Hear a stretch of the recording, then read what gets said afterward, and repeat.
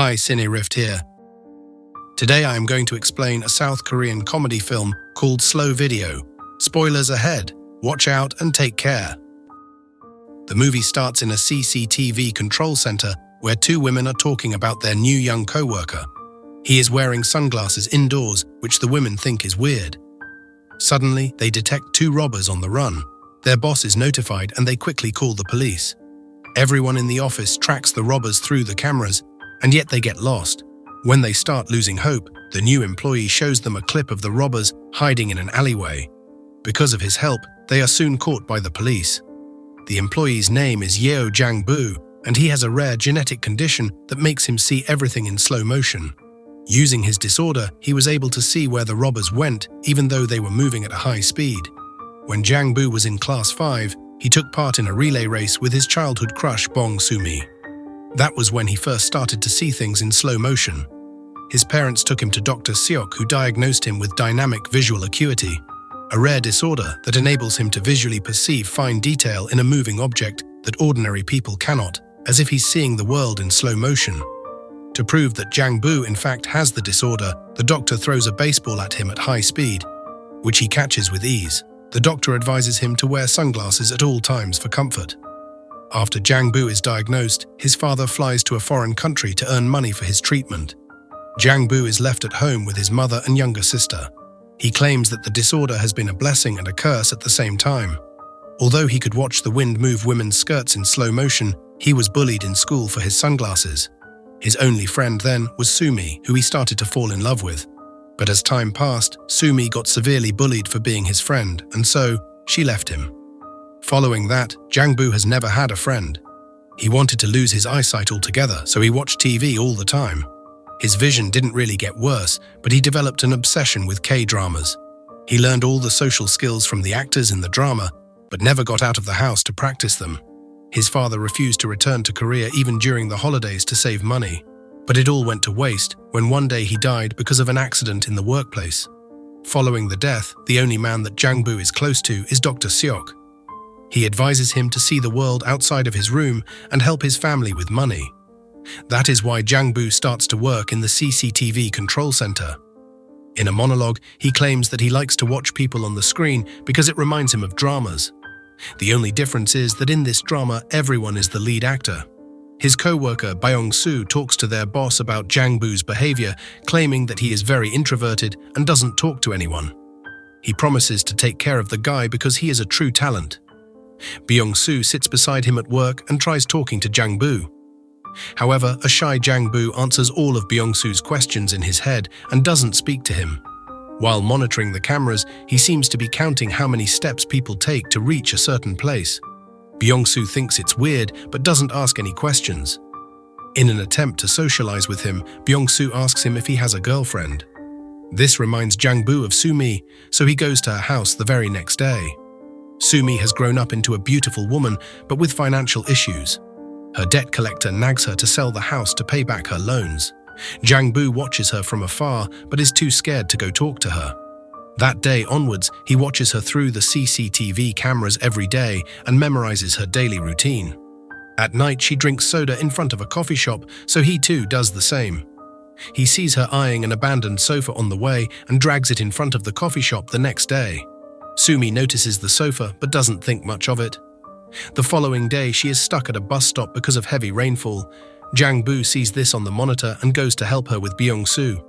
He puts the umbrella over her like in the K-dramas, but Soo-mi calls him a creep and walks away. Following that, the two go to Dr. Seok, asking for ways Jang-Boo could impress Soo-mi. He suggests Jang-Boo give her flowers. Soo-mi is late for her musical drama audition the next day. She calls the manager and starts singing in the middle of the road as her audition.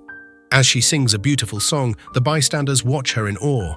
Jang-Boo also arrives there with a bouquet of flowers. He hands her the flower after the song, but Soo-mi doesn't appreciate it. She tells him she would rather prefer a box of ramen and walks away. Jang-Boo calls her name and finally introduces himself as her childhood best friend. But she claims that her name is Oh Soo-mi and not Bong Soo-mi. It turns out Jang-Boo has been following the wrong woman all this time, yet he has started to fall for her deeply. That evening, they accidentally bump into each other and Soo-mi makes Jang-Boo carry her groceries. Before leaving, Sumi asks him why he is looking for Bong Sumi, to which he replies that he used to like her in school. The next day at work, Jang-Boo sees Sumi receive a phone call on the monitor. The person on the other end informs her that she got a role in the musical. She jumps and dances in the streets as Jang-Boo watches her on the screen. That night, Sumi goes to celebrate at a local roadside restaurant. She notices Jang-Boo watching her from outside and invites him in. As they talk, she shows him the musical script and practices her lines. Jang-Boo compliments her acting and shows her a talent of his own. Soon, the entire restaurant watches Jang-Boo catch spoons thrown at him. The following day, Jang-Boo walks around Sumi's neighborhood while counting his steps. Byung-soo sees him doing this and realizes he is trying to memorize the ways. While returning home, Sumi finds Jang-Boo waiting for her. They walk together talking about several things.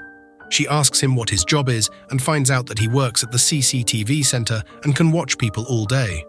They stop in front of the cafe that Sumi always stares at.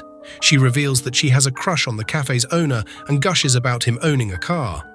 A jealous Jang-Boo stares at the owner for a long time. He has made up his mind to take her on a ride to impress her. He asks everyone at work if they own a car in hopes of borrowing it. However, none of them happen to own one. While returning home, Sumi is approached by the debt collector. He starts to yell at her and threatens to hit her if she doesn't return the money. Jang-Boo and Byung-soo arrive there right on time and save her from the man. When Jang-Boo returns to work, Sumi yells thank you to one of the cameras, knowing that he is watching on the other end. At the end of the day, they meet at a park and talk for a long time. Jang-Boo asks her what she would do if she owned a car, to which Sumi says that she would drive to the sea every day. Since he cannot get a car, Jang-Boo befriends his local bus driver by traveling with him all day.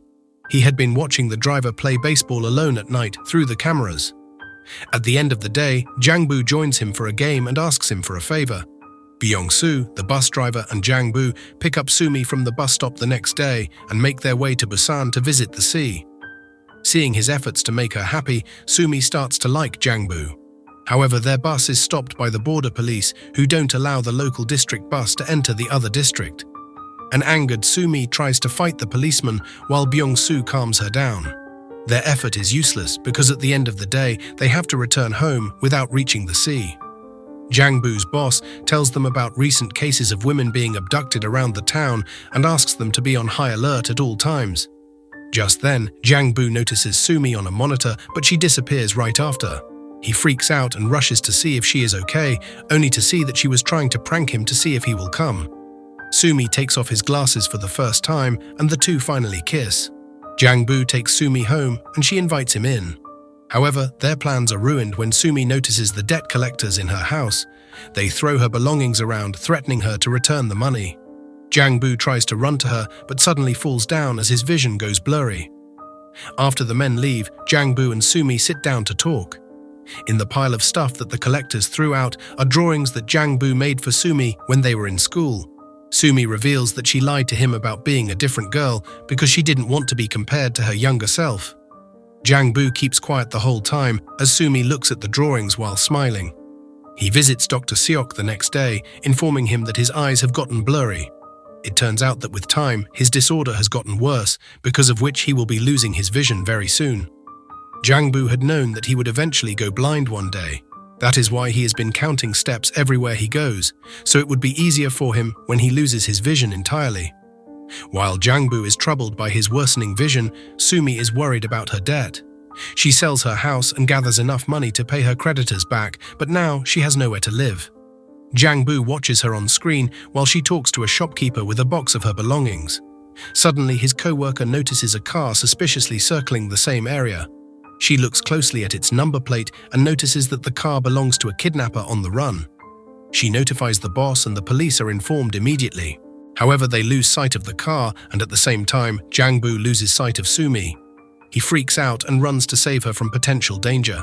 On his way, he loses his vision completely and crashes the bike. Byung-soo notices this through the cameras and runs to help him. Sumi, on the other hand, is approached by a strange man who grabs her arm, but before he can take her away, Jang-Boo starts to run towards them. The abductor runs away, but Jang-Boo almost crashes into a bus. The police arrive and take Sumi in for interrogation. Now Jang-Boo is left alone in the streets and is helped by Byung-soo. He cries while holding his friend, devastated on losing his vision. Several days have passed since the incident. Sumi gets busy with her life and doesn't contact Jang-Boo. She looks at the CCTV cameras often when she misses him. A few months later, she notices Jang-Boo inside her favorite cafe. She happily approaches him and waves her hand, but is shocked when Jang-Boo brings out his stick and walks the other way. She follows him around the town and finally reaches an art gallery that is filled with paintings of her that Jang-Boo has drawn. In a monologue, Jang-Boo says that he has lost his vision, but he still remembers her. The next day, Sumi again follows him, but this time he asks her where she wants to go. She realizes that he can sense her, and the movie ends as the two hug. Subscribe for more videos like this, turn on the notification, and leave a like to help the channel out. Thanks for watching.